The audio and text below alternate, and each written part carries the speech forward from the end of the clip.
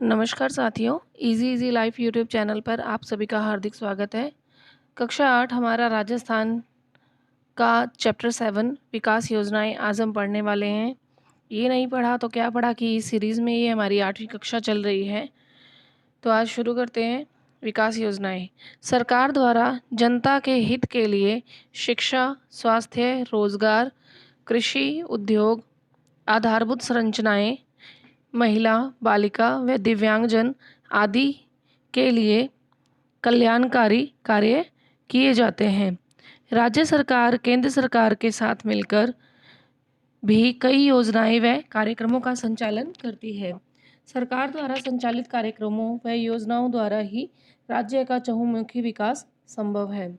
देखिए, कोई भी सरकार है, लोकतांत्रिक राज्य है हमारा, लोकतांत्रिक देश में हम लोग रहते हैं, तो यहाँ पर शिक्षा, स्वास्थ्य, रोजगार, कृषि, उद्योग, आधारभूत संरचनाएं, महिला, बालिका, दिव्यांगजन आदि सभी के लिए लोक कल्याणकारी कार्य सरकारों के द्वारा किए जाते हैं। केंद्र सरकार भी, राज्य सरकार भी ये अपने अपने लेवल पर ऐसी कई योजनाएं और कार्यक्रमों का संचालन करती है। सरकार द्वारा संचालित योजनाओं में कृषि संबंधी, स्वास्थ्य, महिला सशक्तिकरण संबंधी, ग्रामीण विकास संबंधी और आर्थिक क्षेत्र की योजनाएं प्रमुख है, जिनका हम इस पाठ में अध्ययन करने वाले हैं। तो आइए शुरू करते हैं। आज इस चैप्टर को हम बुक से इसीलिए पढ़ा रहे हैं क्योंकि इसमें जितनी भी योजनाएं दी गई हैं वो हमें एज इट इज़ ही याद करनी है। तो इसमें कुछ भी अलग से इम्पॉर्टेंट नहीं निकल कर आ रहा था। तो आज शुरू करते हैं। कृषि संबंधी योजनाएं, सबसे पहले हम देखते हैं कृषि संबंधी योजनाएं जो राज्य स्तर पर और केंद्र स्तर पर, क्योंकि हमें राजस्थान के परिप्रेक्ष्य में ही पढ़ना है, ये हमारी बुक भी राजस्थान से संबंधित है, तो वो हम पढ़ते हैं। सबसे पहले है कृषि कल्याण कोष। इसका मुख्य उद्देश्य क्या है? किसानों को उत्पाद का उचित मूल्य प्रदान करना। हमने देखा हुआ है कि कृषि कल्याण कोष इसलिए स्थापित किया गया है कि किसानों को उनकी उत्पाद का उचित मूल्य प्रदान किया जा सके, क्योंकि सरकार खुद एक निम्नतम समर्थन मूल्य पर उत्पादों को खरीदती है और उनको उनका उचित मूल्य मिल सके, इसीलिए कृषि विपणन की जो समितियां बनाई जाती हैं उसके अंडर में ये कार्य होता है। इसी तरह से है राष्ट्रीय खाद्य सुरक्षा मिशन। ये मिशन किस लिए है? ये गेहूं और दालों की उन्नत किस्मों का उत्पादन करने के लिए योजना बनाई गई है। फिर है राष्ट्रीय कृषि विकास योजना। ये योजना कृषि और संबंधित क्षेत्रों में वृद्धि दर बढ़ाना है, यानी कि कृषि और कृषि से संबंधित जो क्षेत्र है उन सब में उनकी जो प्रोडक्शन रेट है उस सब को बढ़ाना है विद क्वालिटी। फिर है प्रधानमंत्री कृषि सिंचाई योजना। ये फसलों को उन्नत बनाने के लिए सिंचाई हेतु पानी उपलब्ध कराने से संबंधित परियोजना है। देखा जाए तो इसमें क्लियर ही दिया हुआ है कि कृषि सिंचाई सिंचाई से रिलेटेड है, तो इसमें सिंचाई हेतु पानी उपलब्ध करवाना है। फिर है प्रधानमंत्री फसल बीमा योजना।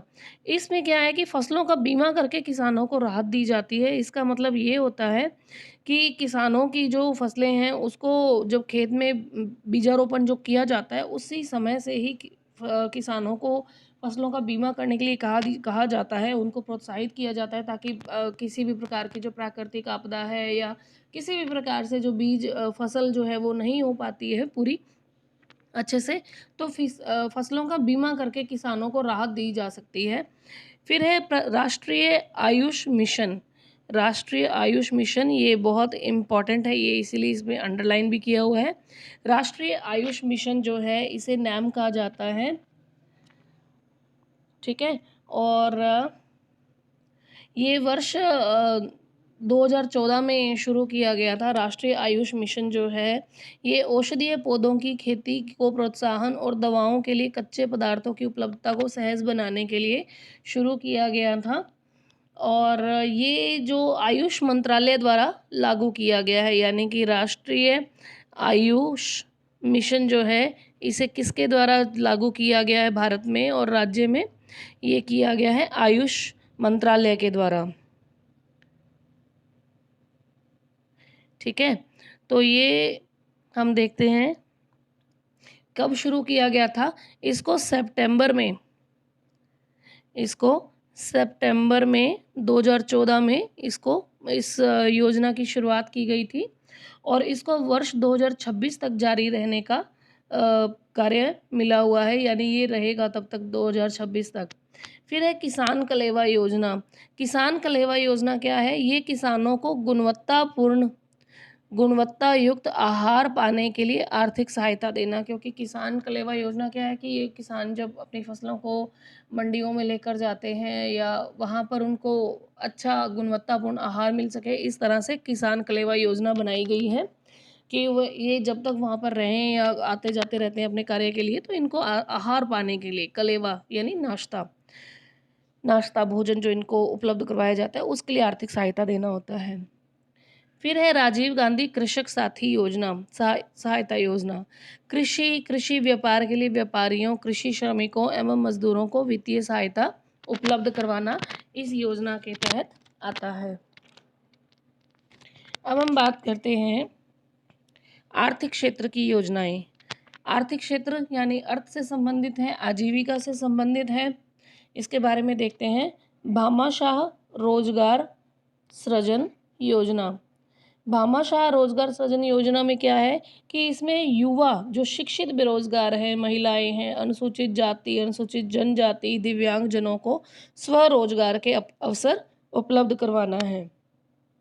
फिर है पंडित दीनदयाल उपाध्याय ग्रामीण कौशल योजना। इसमें ग्रामीण युवाओं में कौशल विकास द्वारा गरीबी का निवारण करने संबंधी उद्देश्य शामिल किए गए हैं। फिर है मुख्यमंत्री युवा संबल योजना। ये बहुत इंपॉर्टेंट है और कई बार क्वेश्चन में इसके बारे में पूछा भी गया है। युवा संबल योजना एक तरह से अक्षत योजना की तरह ही है, लेकिन अक्षत योजना और इसमें काफ़ी फर्क आ जाता है। इसमें संबल योजना में क्या है कि इसमें शिक्षित युवाओं को 2 वर्ष की अवधि के लिए बेरोजगारी भत्ता दिया जाता है। ये क्वेश्चन कई बार पूछा गया है कि मुख्यमंत्री युवा संबल योजना क्या है, तो ये हम बताना चाहेंगे आपको कि ये 1 मार्च 2019 को शुरू की गई थी और इसमें लड़कों को यानी कि जो शिक्षित युवा वर्ग है, लड़कों को 3,000 रुपये मासिक और लड़कियों को 3,500 रुपये प्रति माह दिए जाते हैं। और इसी तरह से एक और योजना इसमें आती है अक्षत योजना।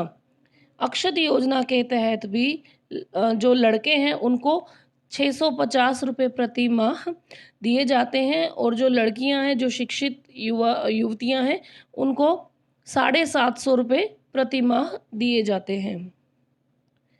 फिर है भामाशाह योजना। भामाशाह योजना जो है, जिसे जन आधार योजना भी कहा जाता है, ये वित्तीय एवं गैर वित्तीय लाभों को सीधे जरूरतमंदों तक पहुंचाने वाली योजना है। भामाशाह योजना, इसमें एक जन आधार योजना, इसका वर्तमान नाम जो है वो इसी तरह से कर दिया गया है। इसमें वित्तीय तथा गैर वित्तीय लाभों को सीधे जरूरतमंदों तक पहुंचाया जाता है, यानी कि अगर जो सरकार द्वारा प्राप्त जो भी प्रकार की सुविधाएं हैं उसमें किसी भी प्रकार के कोई मीडिएटर ना हो और भ्रष्टाचार भी ना हो, इस वजह से डायरेक्ट पर्सन टू पर्सन ये लाभ पहुंचाए जाते हैं, जिसके लिए उन्हें एक कार्ड दिया जाता है जिसके अंदर उनका नाम, पता, उनका एक आइडेंटिफिकेशन जो है वो पूरा एड्रेस का दिया जाता है, जिसे हम आइडेंटिटी कार्ड के तौर पर भी यूज़ कर सकते हैं। फिर है स्वास्थ्य संबंधी योजनाएं। राज्य सरकार द्वारा स्वास्थ्य संबंधी जो योजनाएं चलाई जा रही हैं वो कौन कौन सी हैं। सबसे पहले तो है, देखते हैं हम, राजस्थान जननी शिशु सुरक्षा योजना। राजस्थान जननी शिशु सुरक्षा योजना जो है, वैसे ये केंद्र की जननी सुरक्षा योजना थी, इसको राजस्थान में ही प्रारंभ किया गया है। इसको राजस्थान में भी प्रारंभ किया गया, राजस्थान का नाम देकर राजस्थान जननी शिशु सुरक्षा योजना। वैसे इसकी केंद्र में जो शुरुआत हुई थी वो 1 जून 2011 को हुई थी। ये हुई थी हरियाणा में, मेवात हरियाणा में इसकी शुरुआत हुई थी। केंद्र सरकार की जो परियोजना थी जननी सुरक्षा योजना की, लेकिन फिर इसे राजस्थान में जब शुरू किया गया तो इसको राजस्थान जननी शिशु सुरक्षा योजना का नाम दिया गया। और ये कब शुरू की गई राजस्थान में? राजस्थान में इसे 12 सितंबर 2011 से शुरू किया गया था। फिर है एक बार जननी सुरक्षा के बारे में और बता दें, इसका मुख्य उद्देश्य क्या है? मातृ एवं शिशु मृत्यु दर को कम करना है। फिर है आशा सहयोगिनी। आशा सहयोगिनी योजना जो है वो गर्भवती महिलाओं के सुरक्षित प्रसव, स्वास्थ्य की देखभाल, घर पर पोषण और पोषण सहायक सेवा उपलब्ध कराने के लिए आशा सहयोगिनियों का एक पद सृजित किया गया है, जो आंगनवाड़ी से ही रिलेटेड होती हैं। आंगनवाड़ी में काम करती हैं और घर घर जाकर ये जाकर देखती हैं कि अगर कोई गर्भवती महिला है तो उसके उसके प्रसव की पूरी जानकारी, उनके लिए जो कार्ड बनाया जाता है और उनसे सरकार के द्वारा जो उनके लिए पोषण सामग्रियाँ दी जाती है, ये उन्हें वहाँ पर पहुँचाती हैं। ठीक है? फिर है राष्ट्रीय स्वास्थ्य मिशन। राष्ट्रीय स्वास्थ्य मिशन क्या है? ग्रामीण एवं शहरी क्षेत्रों में स्वास्थ्य प्रणाली को मजबूत करते हुए न्याय संगत, सस्ती व गुणवत्ता युक्त स्वास्थ्य सेवाओं को सार्वभौम बनाना। फिर इसी तरह से है जननी एक्सप्रेस। जननी एक्सप्रेस का मतलब क्या है कि कोई ना कोई व्हीकल से रिलेटेड ही है। इसमें क्या है? गर्भवती महिलाओं एवं नवजात शिशुओं को चिकित्सा संस्थानों तक लाना व घर ले जाना। ये आपात स्थिति में भी इनको यूज़ किया जाता है कि जैसे ही अगर कोई गर्भवती महिला जिसका समय नज़दीक है डिलीवरी के, तो वो इनसे कांटेक्ट कर सकते हैं। जननी एक्सप्रेस उन्हें घर से लेकर आती है और घर तक वापस उनको सुरक्षित पहुंचाती है प्रसव के बाद। फिर है आयुष्मान भारत। आयुष्मान भारत जो योजना है, ये 1 सितंबर 2019 से लागू की गई है। ये राज्य सरकार की भामाशाह योजना और केंद्र सरकार की आयुष्मान भारत योजना को एकीकृत रूप में लिया गया है।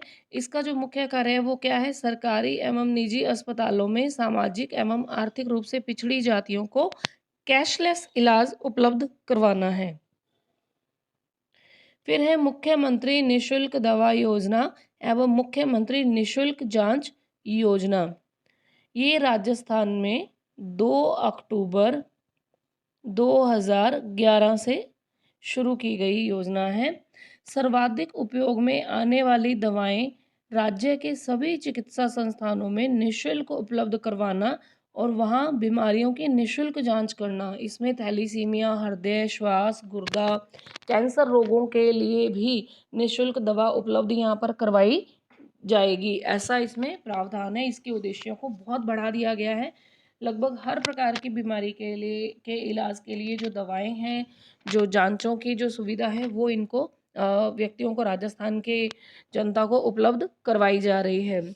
अब हम बात करते हैं महिला सशक्तिकरण संबंधी योजनाएं। देखिए, राजस्थान में सरकारों के द्वारा, केंद्र के द्वारा भी हमने अभी यही बात की थी कि स्वास्थ्य है, शिक्षा है, आर्थिक क्षेत्र है, महिलाओं के क्षेत्र में है, हर तरह से राज्यों के द्वारा, सरकारों के द्वारा लोक कल्याणकारी योजनाएं बनाई जाती हैं ताकि उनका समुचित विकास हो सके और जो उनकी जो जनता है वो उससे ज़्यादा से ज़्यादा लाभान्वित हो सके और हम एक लोक कल्याणकारी राज्य की संकल्पना को पूरा कर पाएँ। तो अब देखते हैं महिला सशक्तिकरण संबंधी योजनाएं कौन कौन सी चल रही हैं। अभी हम देखते हैं, सबसे पहले बेटी बचाओ बेटी पढ़ाओ। बेटी बचाओ बेटी पढ़ाओ योजना जो है, ये 22 जून 2015 से राजस्थान में शुरू की गई है। इसका मुख्य कार्य है, मुख्य उद्देश्य क्या है? कन्या भ्रूण हत्या को रोकना है और बालिका शिक्षा को प्रोत्साहन देना है। ठीक है। और 24 जनवरी को राष्ट्रीय बालिका दिवस मनाया जाता है, यानी कि बेटी बचाओ बेटी पढ़ाओ के लिए इतना ज़्यादा जो प्रोत्साहन दिया जा रहा है वो किस लिए दिया जाता है? ताकि कन्या भ्रूण हत्याओं को रोका जा सके और बालिका शिक्षा को बहुत ज़्यादा बढ़ावा मिल सके, बालिकाएं शिक्षा के क्षेत्र में अग्रणी बने और समाज में अपनी भूमिका को बना सकें, इसलिए इसको बढ़ावा दिया जा रहा है। ये कब शुरू हुई थी? 22 जून 2015 को 15 को शुरू हुई थी और 24 जनवरी को राष्ट्रीय बालिका दिवस मनाया जाता है।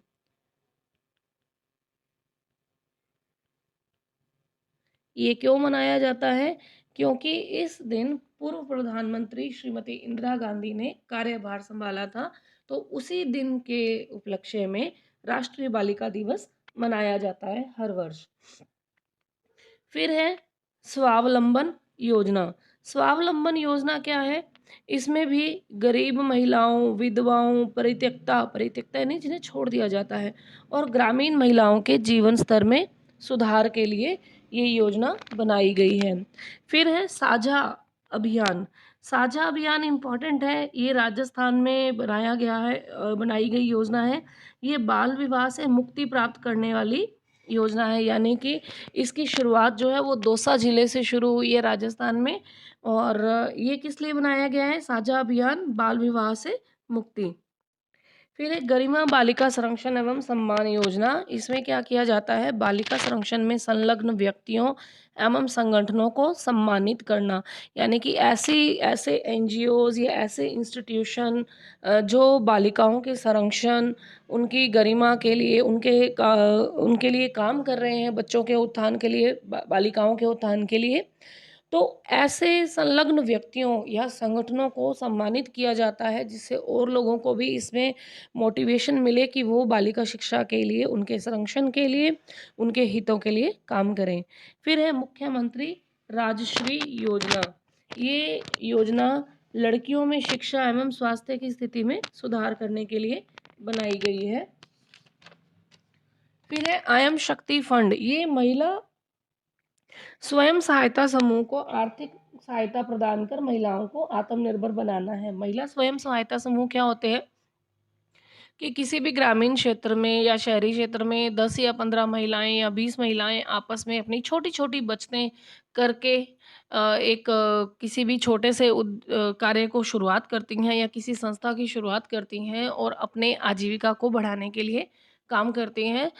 तो राज्य सरकारों द्वारा, जैसे आयम शक्ति फंड है, ये उनको छोटे-छोटे ऋण उपलब्ध करवाता है ताकि वो अपने कार्यों को आगे बढ़ा सकें और आजीविका उनकी बढ़ सके। फिर है ग्रामीण विकास की योजनाएँ। सबसे पहले है मुख्यमंत्री आदर्श ग्राम पंचायत योजना। इसमें चयनित गाँवों में, यानी कि इसमें गाँवों को चयनित किया जाता है पहले लॉटरी सिस्टम से, कि उसमें किस गाँव में कोई कमी अगर नज़र आती है तो क्या उसमें विकास के कार्य किए जाने चाहिए।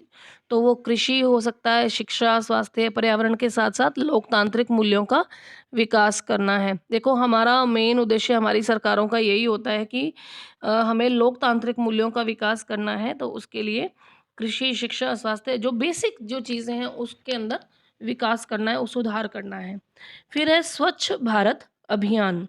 स्वच्छ भारत अभियान जो है ये 2 अक्टूबर 2014 से लागू है। 2 अक्टूबर 2014 से ये लागू किया गया है।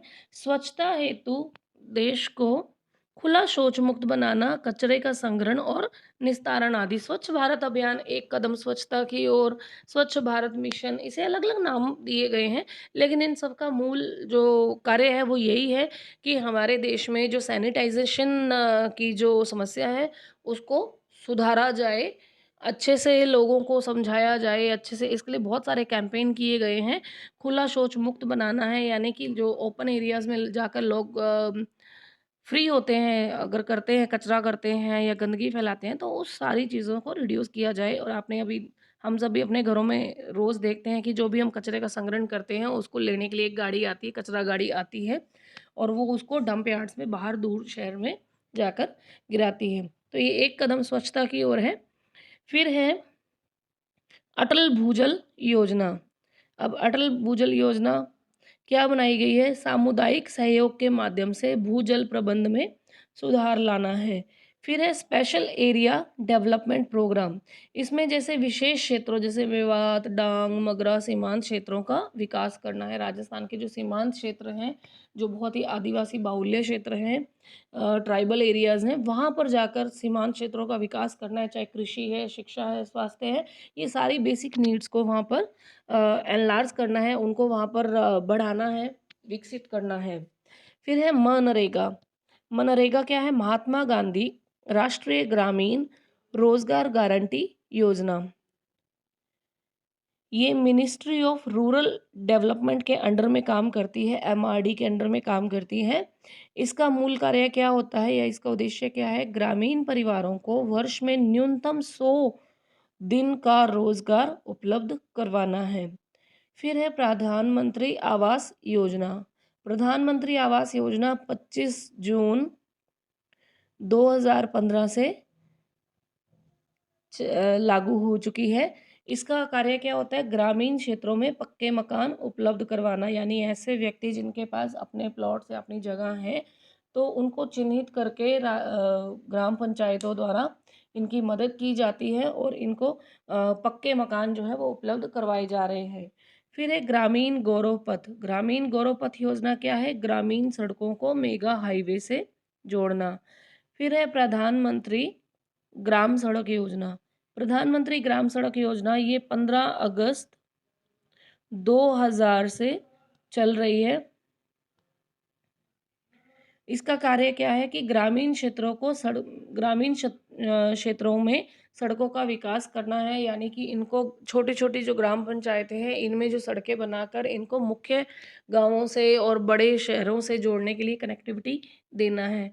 इन प्रमुख योजनाओं के अलावा राजस्थान में ग्रामीण गैर कृषि अभिकरण ग्रामीण गैर कृषि विकास अभिकरण, राजस्थान राज्य औद्योगिक विकास एवं निवेश निगम रीको के द्वारा, राजस्थान लघु उद्योग निगम लिमिटेड राज सीको के द्वारा और औद्योगिक, ये सारे जो हैं ये औद्योगिक क्षेत्र में बढ़ावा देने के लिए कार्य कर रहे हैं, लघु और कुटीर उद्योगों को बढ़ावा दे रहे हैं। शिक्षा के क्षेत्र में हम देख रहे हैं कि निःशुल्क पाठ्य पुस्तक वितरण योजना चल रही है, विद्यार्थी सुरक्षा दुर्घटना बीमा योजना चल रही है, गार्गी पुरस्कार है, निःशुल्क साइकिल वितरण योजना है, लैपटॉप वितरण योजना है, मुख्यमंत्री हमारी बेटी योजना है, अक्षय पेटिका योजना भी संचालित हो रही हैं। समाज के कमजोर एवं उपेक्षित वर्गों के सर्वांगीण विकास के लिए राज्य सरकार द्वारा विशेष ध्यान दिया जाता रहा है। इस उद्देश्य की प्राप्ति के लिए अनुप्रति योजना, उत्तर मैट्रिक छात्रवृत्ति योजना, विधवा पुनर्विवाह प्रोत्साहन योजना, सहयोग एवं उपहार योजना, वृद्धावस्था पेंशन योजना। वृद्धावस्था पेंशन योजना क्या है कि इसमें 75 वर्ष तक की आयु के बुजुर्ग जो हैं इनको 750 रुपये प्रति माह दिए जाते हैं पेंशनर्स को, यानी कि 75 वर्ष तक की आयु के जो बुजुर्ग हैं इनको 750 रुपये प्रति माह दिए जाते हैं और जो 75 साल से ऊपर के जो पेंशनर्स हैं इनको 1000 रुपये प्रति माह दिए जाते हैं। फिर है मुख्यमंत्री एकल नारी पेंशन योजना। फिर है मुख्यमंत्री एकल नारी पेंशन योजना, मुख्यमंत्री विशेष योग्यजन सम्मान पेंशन योजना को क्रियान्वित किया जा रहा है। इस तरह से हम देखते हैं कि राज्य की लोक कल्याणकारी योजनाओं का आमजन को सरलता, सुगमता व पारदर्शी रूप से इनका जो लाभ पहुंचे, इसके लिए राजस्थान जन आधार योजना 2019 में प्रारंभ की गई है। राजस्थान जन आधार योजना 2019 में प्रारंभ की गई है, जिसके तहत प्रदेश के निवासी परिवारों को जन आधार कार्ड प्राप्त होता है। इस कार्ड को सरकारी योजनाओं सुविधाओं का लाभ लेने तथा पहचान एवं पते के प्रमाण के लिए भी काम में लिया जा सकता है।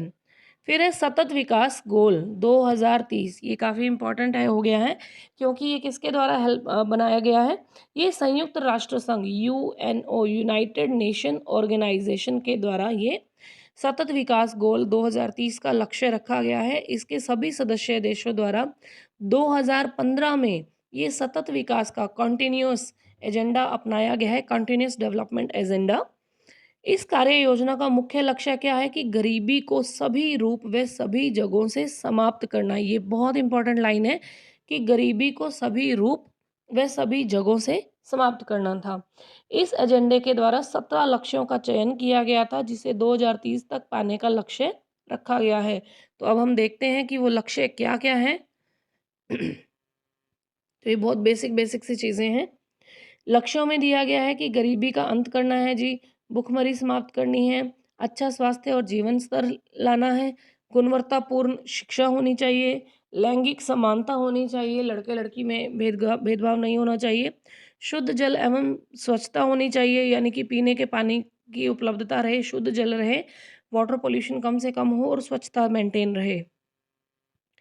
किफ़ायती एवं स्वच्छ ऊर्जा होनी चाहिए, यानी कि जो हमें ऊर्जा मिल रही है, ऊर्जा के साधन जो बिजली है, चाहे वो सोलर एनर्जी है या इलेक्ट्रिसिटी जो वाटर प्रोड्यूस्ड है या कोयले से जो जनरेट हो रही है बिजली, वो सब भी हमें किफ़ायती दरों पर मिलनी चाहिए और स्वच्छ ऊर्जा के साधन होने चाहिए। सम्मानजनक कार्य और आर्थिक विकास, उद्योग, नवाचार और बुनियादी ढांचों का विकास, असमानता में कमी, संधारणीय शहर एवं समुदाय, सतत उपभोग एवं उत्पादन, जलवायु परिवर्तन, पानी में जीवन और भूमि पर जीवन, शांति, न्याय और सुदृढ़ संस्थान, लक्ष्य प्राप्ति में सामूहिक भागीदारी। तो ये इस तरह से ये जो 17 लक्ष्य हैं, इन लक्ष्यों की प्राप्ति में हमारे गांव भी प्रयास कर रहे हैं। सब मिलकर प्रयास कर रहे हैं, तभी थोड़ा बहुत आगे आगे हम इन चीज़ों को प्राप्त करने की ओर बढ़ रहे हैं। तो आज हमने देखा इस चैप्टर में कि राजस्थान के सरकार के द्वारा कितनी ऐसी योजनाएं जो है वो चलाई जा रही हैं, तो वो हम इसमें देखते हैं। तो आज के लिए इतना ही, मिलते हैं एक नए चैप्टर के साथ। जुड़े रहिए easy easy life YouTube channel के साथ। आप अपने फीडबैक को हमें कमेंट सेक्शन में ज़रूर दिया करें, ताकि हमें भी आगे से आगे वीडियोस अपलोड करने में मोटिवेशन मिलता रहे, हम अच्छा अच्छा कंटेंट आपके लिए लेकर आते रहें। पास में ही बने बेल आइकन को प्रेस करना ना भूलें। आज के लिए इतना ही। हार्दिक धन्यवाद।